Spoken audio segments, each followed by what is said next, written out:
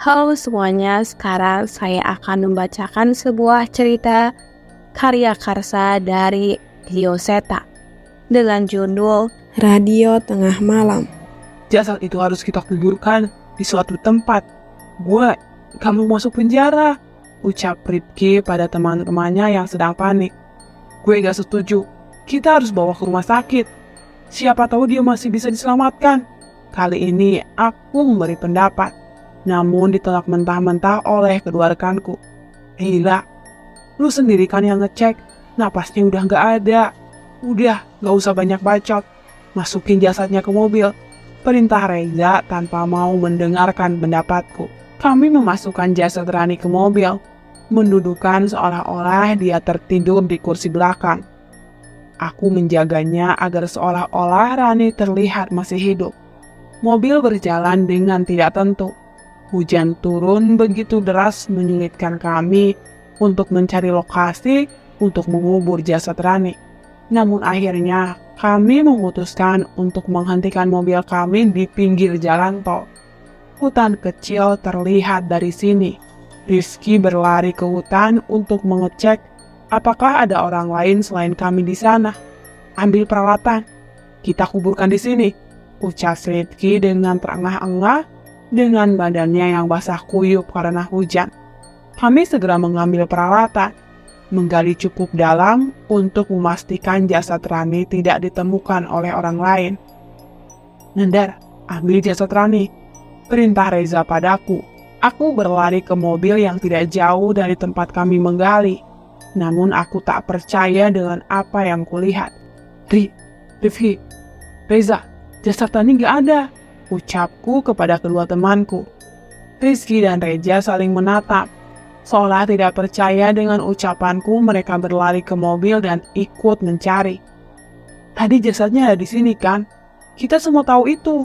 Atau jangan-jangan ada orang lain selain kita di sini? Tanya Rifki dengan cemas. Cari. Harus ketemu. Nyawa kita taruhannya. Ucap Reza dengan emosi. Wajar saja Reza yang paling panik. Karena dialah yang mendorong Rani pacarnya dari balkon villa yang kami sewa. Kami mencari keliling hutan dengan guyuran hujan yang semakin deras. Tak satu pun petunjuk kami temukan, sampai akhirnya Reza melihat sosok seseorang terkapar di tengah jalan tol. Itu Rani, teriak Reza. Reza dan Rifki segera berlari menghampiri jasad Rani yang tergeletak di sana. Hujan yang deras mengganggu pandanganku, sehingga aku tidak melihat di mana posisi Rani yang dimaksud. Bila memang ada di sana, apa mungkin Rani masih hidup? Reza berlari menghampiri jasad yang dia lihat. Rifki menemaninya bersiap membopong jasad pucat dengan tubuh basah dan darah yang masih belum kering. Belum sempat mengangkat jasad Rani, mata Rani terbuka, memandang kedua lelaki yang mencoba mengangkatnya. Reza, aku gak mau sendirian, ucap jasad pucat itu kepada Reza. Seketika aku melihat sebuah truk besar lewat dengan kecepatan penuh menghantam kedua tubuh teman-temanku tanpa ampun. Darahnya berserakan kemana-mana. Potongan-potongan tubuh berhamburan di sekitar jalan tol. Aku tak percaya dengan apa yang terjadi dan segera berlari menghampiri mereka. Namun belum sempat sampai ke sana, aku terhenti dengan sosok perempuan pucat berdiri di hadapanku di tengah derasnya hujan. Benar, itu Rani. Gak mungkin, kamu sudah mati. Gak mungkin, teriakku kepada makhluk itu. Matanya terlihat sangat marah. Aku mundur berusaha menghindarinya, hingga tanpa sadar aku terperosok ke lubang yang kami gali. Lubang ini lebih pantas untuk seorang pembunuh, ucap makhluk itu dengan mata penuh amarah. Seketika tubuhku tak bisa bergerak. Aku berusaha berteriak, namun derasnya hujan menyamarkan suaraku. Tumpukan tanah mulai berjatuhan menutupi tubuhku. Aku tidak bisa berbuat apa-apa, hanya tangisan dan teriakanku yang pasti tidak akan didengarkan oleh siapapun. Tolong, maafkan aku Rani, teriakku sekuat tenaga. Namun tumpukan tanah itu tetap jatuh ke atasku. Tolong. Oke, itu cerita yang luar biasa yang dikirimkan oleh Mas Nandar. narasumber setia kita yang ceritanya gak pernah membuat kita merinding. Sekarang sudah lewat tengah malam, saatnya kita undur diri. Terima kasih yang sudah mendengarkan Radio Tengah Malam. Saya Ardian pamit undur diri. Aku melepas handphoneku, suara tepuk tangan dari teman-temanku terdengar dari luar ruangan. Gila, ceritaku kali ini benar-benar bikin merinding, ucap Nijar sambil menyambutku keluar ruangan siaran. Ini cerita orang, gue coba bacain, jawabku. Tetep aja, kalau bukanmu yang bacain, pasti gak akan seseru itu, ucapnya lagi. Aku menghampiri teman-temanku di luar ruangan. Mereka adalah teman-teman dari komunitas pecinta cerita horor. Kami berkumpul di studio dan memang merencanakan ini sejak lama.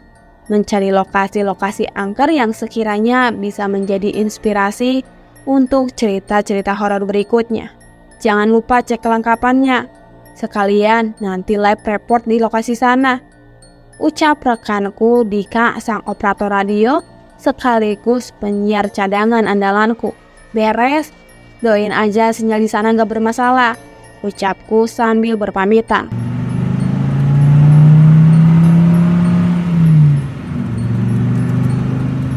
Kami berempat masuk mobil dan berangkat menuju kota tujuan kami di Jawa Tengah. Kabarnya di sana banyak lokasi-lokasi seram yang bisa dieksplor.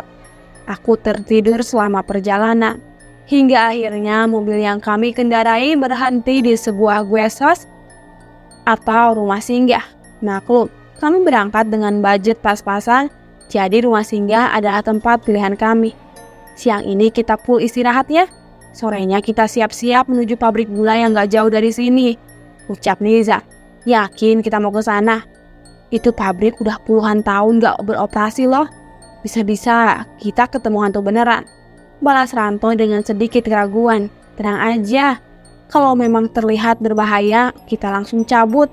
Toh kita cuma nyari cerita seramnya, bukan nyari hantunya, ucap Dindi meyakinkan Ranto. Aku menyelesaikan check-in di resepsionis dan menuju ke arah kamar. Terlihat seorang pegawai menawarkanku untuk membantu membawakan tas kami. Karena ternyata letak kamar kami cukup jauh ke belakang rumah. Kami beristirahat seperlunya, mempersiapkan diri dan berkumpul di lobi. Nizar kembali menyetir dan Didi sebagai pencari informasi yang menuju lokasi di mana pabrik gula yang dimaksud itu. Menjelang maghrib, mobil kami mulai memasuki lokasi yang menyerupai hutan. Namun terlihat jalur mobil masih dapat dilintasi di tempat ini. Tak lama sebuah bangunan tua terlihat dari kejauhan. Pabrik gula besar yang masih terlihat kokoh namun juga sudah dipenuhi oleh tanaman merambat. Suasana angker sangat terasa di tempat ini. Langit senja yang memerah menyempurnakan suasana misterius bangunan tersebut. Kita mulai dari mana? Tanyaku pada Niza. Kalau pintu depan tidak terkunci, kita masuk dari pintu depan saja, ucap Niza. Ranto berinisiatif berjalan menuju pintu depan untuk memeriksa. Ilalang-ilalang cukup tinggi menyulitkan langkah kami. Terlihat beberapa pohon pisang berdiri subur di dekat pintu masuk pabrik gula ini. Bisa, pintunya gak dikunci, info Ranto pada kami. Suara pintu besi terseret terdengar menggema dari pintu itu. Sebuah ruangan besar yang terisi mesin-mesin tua terlihat di hadapan kami. Tanpa sadar, hari sudah mulai gelap. Kami menyalakan senter yang sudah kami persiapkan untuk memperjelas penglihatan kami. Atap-atap yang telah rusak membiarkan cahaya bulan masuk menerangi sudut-sudut bangunan ini. Kita gak usah lama-lama ya, jelas Ranto. Iya, gue aja sekarang udah gak nyaman ada di sini, jawabku mendukung Ranto. Ruangan demi ruangan kami masuki. Hanya ruangan dengan tembok-tembok yang sudah lapuk dan mesin-mesin rongsokan yang terlihat. Kurasa ini cukup untuk bahan dokumentasi dari materi live report nanti. Semua tidak ada yang aneh sampai akhirnya kami sampai di sebuah ruangan besar dengan pintu kayu yang terlihat cukup reot. Kami masuk ke dalam. Terlihat hiasan-hiasan kayu berbentuk topeng dan patung tertata di sini. Dan yang mencurigakan, terlihat sebuah daun pisang yang diisi dengan bunga-bunga. Sepasang dupa dan kemenyan terlihat masih menyala di sana. Itu sesajen. Apa ada orang lain selain kita di sini? Tanyaku pada Nizar. Nizar tidak menjawab. Terlihat dia juga tidak nyaman dengan yang kami lihat. Kui jatahku. Mendadak Didi berkata dengan bahasa Jawa dengan suara yang tidak ku kenali. Matanya melotot dengan seringai yang aneh di wajahnya. Aku panik melihat tingkah Didi. Di, jangan bercanda Di, gak lucu, teriak Nizar. Sontak terdengar suara besi terbanting dengan keras. Aku menduga itu adalah suara pintu depan tempat kami masuk. Ranto pintunya, ucap Nizar dengan memberi isyarat pada Ranto. Saat kami sibuk mengecek pintu, terlihat Didi berjalan merangkak menghampiri sesajen itu dan memakannya langsung dengan mulutnya. Aku berlari menghampiri Didi dan mencoba menghentikannya. Namun entah tenaganya begitu kuat sehingga tenagaku tak mampu menahannya. Ih, sarate uwis tak tompo. Saiki sopo sing ngarep duluan. Syarat sudah aku terima. Sekarang siapa yang mau duluan? Ucap makhluk yang merasuki tubuh Didi. Kami menyadari akan adanya bahaya dan mencoba keluar dari ruangan. Namun belum sempat aku lari, terlihat Ranto terjatuh seolah ada yang menarik kakinya. Aku menangkap tangan Ranto, namun sesuatu menarik kaki Ranto dengan cepat hingga ia terseret entah kemana. Ranto, teriakku sambil mencoba mengejarnya, namun Nizar menahan. Kabur Adrian, kita cari bantuan, perintah Nizar. Kami berlari keluar ruangan. Terlihat pintu besi tempat kami masuk sudah tertutup, namun kami tetap berlari ke sana. Berharap pintu itu masih bisa dibuka. Ternyata kami salah. Sesuatu menahan pintu itu untuk terbuka. Aku mencoba mengambil telepon selulerku dan menghubungi nomor emergensi. Namun tak ada tanda-tanda teleponku akan tersambung. Aku mencoba menelpon Dika hingga teman-teman yang mungkin bisa menolong, namun tidak ada satupun yang terhubung. Nizar terus menggedor pintu dan meminta pertolongan. Namun itu tak lama, sampai kami mendengar langkah kaki mendekat dari langit-langit bangunan itu. Itu makhluk apa? Tanyaku dengan suara yang bergetar. Nizar jatuh dan terduduk tidak percaya dengan apa yang ia lihat. Sosok pocong, tidak hanya satu. Pocong, kuntilanak, hingga makhluk tinggi besar menyerupai genderuwo memandangi kami dari setiap sudut ruangan pabrik gula ini. Kakiku bergetar. Nizar pun tak mampu menahan rasa takutnya.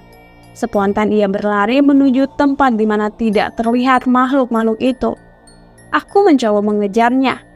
Namun Nizar berlari ke sebuah ruangan. Dan saat aku mencoba memasukinya, pintunya tertutup dengan sendirinya. Dan kini tinggal aku sendiri di aula pabrik gula bersama setan-setan ini.